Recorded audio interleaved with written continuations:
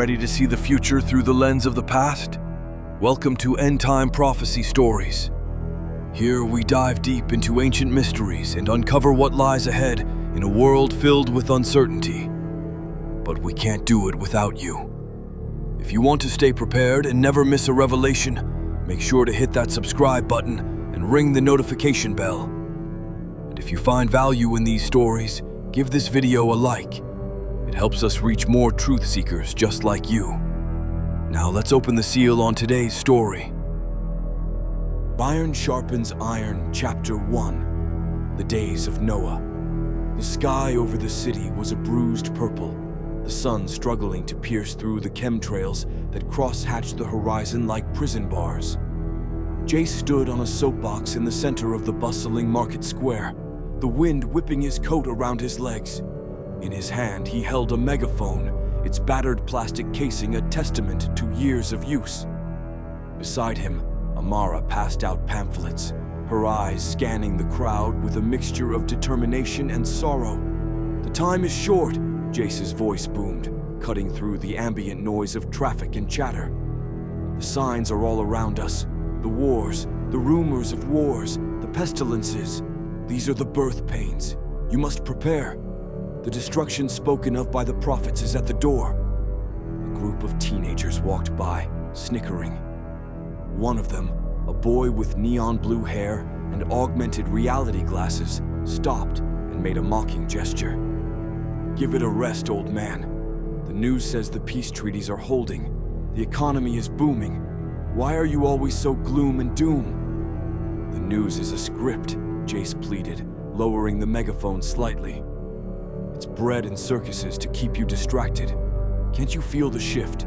The density of the air itself feels heavier with judgment." "Density?" The boy laughed, looking at his friends. "You mean gravity, Grandpa? Go back to science class." "It is density," Jace corrected firmly, adhering to the truth of the plane they lived on. "But that is not the point. The point is that the elites have retreated. The CEOs, the politicians, they aren't in their offices. They are gone. To the dumbs, to the bunkers." A businessman hurrying past with a latte in hand rolled his eyes. "Conspiracy theories. I saw the president on TV this morning. He was in the Rose Garden." "A deep fake," Amara interjected, stepping forward. "Look at the shadows. Look at the glitch in his left eye when he blinked. It wasn't real. None of it is real anymore." The crowd moved on, a river of indifference flowing around the rock of their warning. They were like the people in the days of Noah, eating and drinking, marrying and giving in marriage, completely oblivious to the floodgates about to open. Chapter 2. Slumbering Shepherds. Later that evening, Jace and Amara met with a small group of believers in the back room of an old library.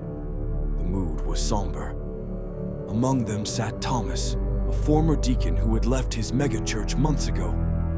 "I tried to talk to Pastor Evans again," Thomas said, shaking his head, his hands clasped tight on the table. "I told him about the movement of military assets, the disappearance of the grain reserves. I showed him the scriptures about the destruction of Babylon. And?" Amara asked gently. "He told me I was sowing fear," Thomas replied bitterly. "He said God wants us to prosper, to be happy. He said the rapture would whisk us away before anything bad happened. He's telling the congregation to remodel their kitchens while the world burns." "The deception of Laodicea," Jace murmured, tracing the grain of the wooden table. "Rich and increased with goods, and have need of nothing, and knowest not that thou art wretched and miserable and poor and blind and naked." "They don't know the plan," Amara added. "Even the pastors, they are useful idiots for the elite. They've been fed a watered-down gospel that prepares them for nothing but slaughter. They think the peace is real because their handlers tell them it is." "We can't save those who refuse to wake up," Jace said, his voice hardening with resolve. "We have to focus on the remnant. Is the bunker sealed? Are the supplies secured?" "Yes," Thomas nodded. "But we have a problem. Caleb isn't back. The room went silent. Caleb was their youngest scout, sent out 2 days ago on a final reconnaissance run for medical supplies. He was supposed to meet us at the trailhead at noon, Amara said, checking her watch. If he's not back, he's been taken, Jace finished. The parametric patrols have been sweeping the outer sectors. If they have him, they'll take him to the detention center at Sector 4. That's a suicide mission, Thomas whispered. Jace stood up, checking the knife at his belt. We leave no one behind, not while there is breath in our lungs. We go tonight. Chapter 3. The Rescue. The detention center was a fortress of concrete and steel, illuminated by harsh floodlights that cut through the darkness. It was a holding pen for dissidents, anyone who questioned the official narrative or refused the preliminary biometric scans. Jace, Amara, and 2 others, David and Mary, moved through the shadows of the surrounding industrial park. They wore dark fatigues, their faces smeared with soot. 2 guards at the gate, David whispered, peering through binoculars. And a drone patrol every 5 minutes. Pertholite tech, Jace noted, spotting the sleek, insect-like design of the drone. They're testing the new models. Fast, but they have a blind spot directly underneath. We use the sewer access, Amara said, pointing to a rusted grate near the perimeter wall. It comes out in the boiler room. The team moved with practiced precision. They pried open the grate and descended into the damp, smelling darkness.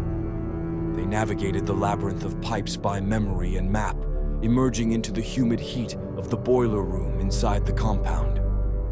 They found Caleb in a holding cell on the 2nd floor. He was battered, his face swollen, but he was alive. He looked up, his eyes widening as Jace picked the electronic lock with the decoder device they had salvaged. I didn't tell them anything, Caleb rasped as they helped him up. We know, Jace said, supporting Caleb's weight. But we have to move. Fast. The alarm blared just as they reached the stairwell. Red lights pulsed, and the sound of heavy boots on metal echoed from above. Go! Jace yelled, shoving the group toward the boiler room. I'll cover the rear. Jace pulled a smoke grenade from his vest and tossed it into the hallway. As the gray cloud billowed, filling the corridor, he fired a few suppressing shots with his non-lethal compressed air rifle, enough to confuse the guards. They scrambled back through the sewer, the sounds of pursuit fading as they went deeper into the earth. They emerged miles away, near the forest line where their transport truck was hidden. Everyone accounted for, Amara asked, breathless, as they piled into the back. All here, Jace said, slamming the doors. Drive. Don't stop for anything. Chapter 4. The Fire. Next time. They reached the hidden entrance of their bunker, deep in the Appalachian foothills, as the first light of dawn began to bleed into the sky. But it wasn't a normal dawn. The horizon was too bright, a sickly, radioactive orange. Hurry, Jace urged, ushering everyone into the airlock. The massive blast doors, made of reinforced lead and concrete, groaned as the hydraulics engaged. They were 300 feet underground when the earth shook. It wasn't a rumble, it was a convulsion. The ground heaved, knocking them off their feet. Dust rained down from the ceiling of the intake room. The lights flickered and died, replaced instantly by the red glow of the emergency backups. Impact, David whispered, staring at the seismograph on the wall. The needle was thrashing violently. Multiple impacts. East Coast, West Coast, Europe. They actually did it, Caleb said, his voice trembling. They burned it all down. Jace held Amara close as the vibrations continued, a low, terrifying hum that seemed to vibrate the very marrow of their bones. The old world is gone, he said softly. The cities, the scoffers, the churches that slept, they are all gone. And the elites, Amara asked, though she knew the answer. Safe in their dums, Jace said. Drinking their wine and waiting for the dust to settle so they can build their new order. But they forgot one thing. What? That God preserves a remnant, Jace said, looking around at his team, dirty, tired, but alive. And we have work to do. Chapter 5. The School of the Prophets. Time lost its meaning underground. Days turned into weeks, weeks into months. The bunker was self-sufficient, powered by geothermal generators and stocked with aquaponic gardens. But for Jace and his team, this wasn't just about survival. It was a monastery of war. They sharpened their minds as they had once sharpened their blades. The central table of the common room was covered in Bibles, concordances, and scrolls of prophecy. We missed it before because we were looking at it through the lens of tradition, Jace said one evening, pointing to a whiteboard covered in timelines. We treated Daniel and Revelation as separate books, but they are the same prophecy, seen in different visions and points in history. Amara nodded, her finger tracing a line in her Bible. Daniel 7 talks about the beasts, the fourth beast, dreadful and terrible, with 10 horns. That matches Revelation 13 and 17. Exactly, Jace said. And the key to unlocking the timing, the bridge between the old and new, is Matthew 24. Jesus' warning, Thomas said. When you see the abomination of desolation, spoken of by Daniel the prophet, stand in the holy place. Right, Jace continued. Most people thought that was historical, or they thought it was just about a temple in the Middle East. But look at the spiritual authority. The abomination is a system that usurps the place of God. It's the papacy. They spent weeks dissecting the history of the 10 kingdoms. They realized that the New World Order wasn't just a political slogan. It was the biblical 10 horns that would give their power to the beast for 1 hour. The 42 months, Amara said, her eyes lighting up with realization. Revelation 11 says the Gentiles will tread the holy city for 42 months. Revelation 13 says the beast has power to continue for 42 months. It's the same period. And it's the same as the 3.5 days of Revelation 11. It's an end-time resurgence of the persecution of the times, and half a time of Daniel, Jace added.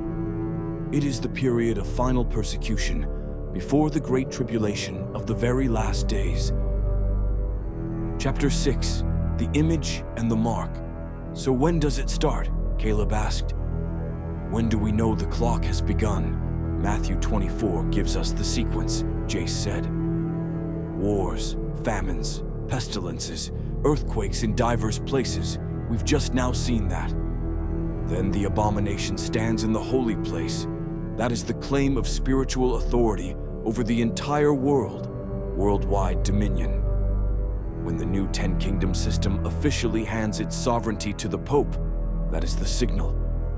And the mark, Mary asked. The mark is the enforcement of that authority, Amara explained. It's not just a chip or a tattoo, though it will likely have a physical component for buying and selling. It's a sign of allegiance, a rejection of the Creator's law in favor of the beast's law. Jace stood up and paced the room. The false prophet, the second beast of Revelation 13. He looks like a lamb but speaks as a dragon. He is the one who causes the earth to worship the first beast.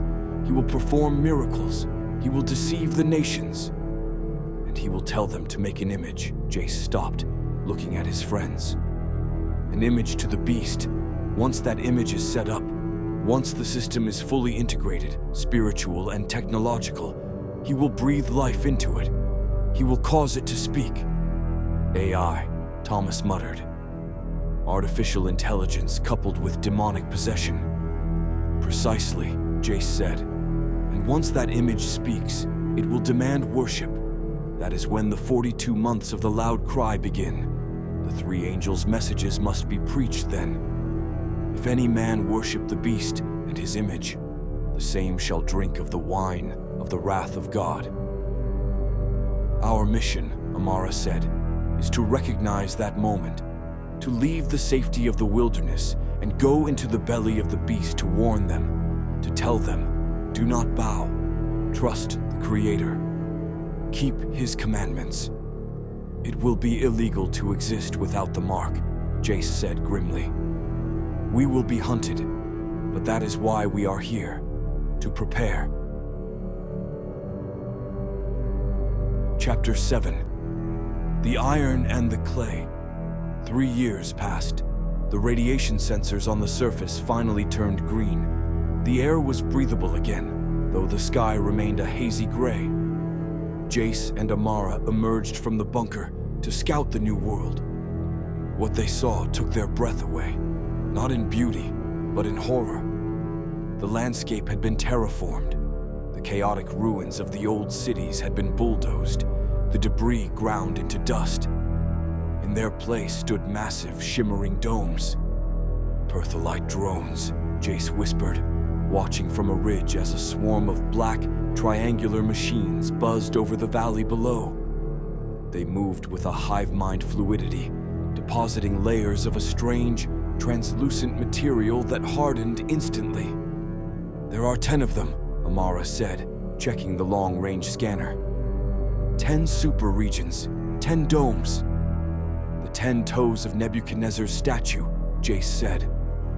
Iron mixed with clay, strong but brittle. They tapped into the worldwide frequency. The broadcasts were no longer chaotic news channels, but a single, unified stream coming from the capital, the seat of the papacy. The Jesuit General has spoken, a smooth, synthetic voice announced over the airwaves. The transition is complete. The order of the ages is established. Citizens are welcome to the sectors, safety, sustenance, spirituality. They're luring them in, Amara said. The survivors who were hiding in the woods, the ones who are starving, they'll go running to the domes for food. It's the trap, Jace said. The Pertholite Corporation builds the cage, and the Jesuits hold the key. Chapter 8. The Transhumanist Miracle. Inside the domes, life was a sterile utopia. The air was filtered, the temperature regulated to a constant 72 degrees. There was no labor, as the Pertholite drones and AI construct bots did everything from farming to surgery. The people, stripped of purpose, drifted in a haze of leisure. But idleness breeds restlessness. To fill the void, the system offered enhancements. Upgrade your potential, the billboard screamed. Merge with the divine. Transhumanism became the new religion. People lined up for neural links, ocular implants, and genetic splicing. They wanted to be faster, smarter, immortal. And at the center of it all was the false prophet. He was a charismatic leader, a man who wore the robes of a cardinal, but spoke the language of Silicon Valley. He stood on the balcony of the Vatican Capitol, broadcasting to all 10 sectors simultaneously. We have evolved, he proclaimed, his voice amplified by the density-manipulating acoustics of the dome. God does not want us to remain dust. He wants us to become gods. Look. He raised his hand, and fire seemed to come down from the artificial sky. He touched the lame, and their robotic limbs integrated instantly, allowing them to run. He spoke to the holographic screens, and they showed images of the dead speaking to their loved ones.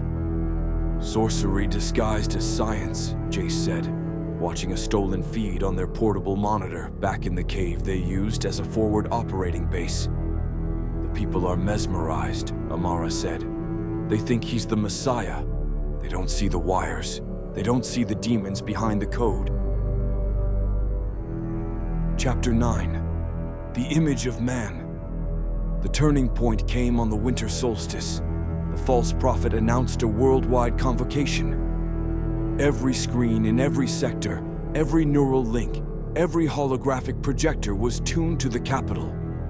My children, the false prophet smiled, his eyes gleaming with an unnatural light. We have reached the pinnacle of our evolution. We have merged flesh with spirit, man with machine. But we need a symbol, a focus for our new unity. Behind him, a massive curtain fell away. Revealed was a colossal statue, but it wasn't stone or gold. It was a fluid, shifting construct of nanobots and light. It looked like a man, a perfect, idealized human. "Behold the image of man," the prophet shouted. "The sign of our transcendence. We do not need a god in the sky. We are the god. This image is us, and we are it." He turned to the statue. "Live!" A hum resonated through the speakers, a frequency that made Jace and Amara cover their ears even miles away. The statue's eyes opened. It didn't just reflect light, it seemed to emit consciousness. "I am the sum of all," the image spoke, its voice a chorus of millions of synthesized voices. "Bow to the potential within you. Bow to the unity." In the sectors, the crowds fell to their knees. It was a wave of instant submission, a mass hypnosis. "This is it," Jace said, standing up. "He is causing them to bow to the image of the beast, humanity exalting itself above God, empowered by the dragon." "The 42 months have begun," Amara said, grabbing her pack. "The clock is ticking." Chapter 10. The Loud Cry.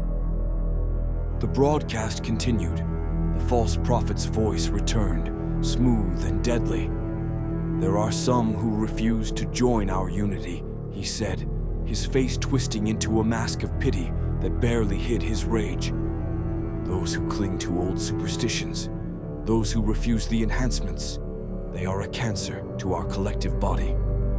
To ensure the safety of the whole," the prophet announced, "we must identify the parts.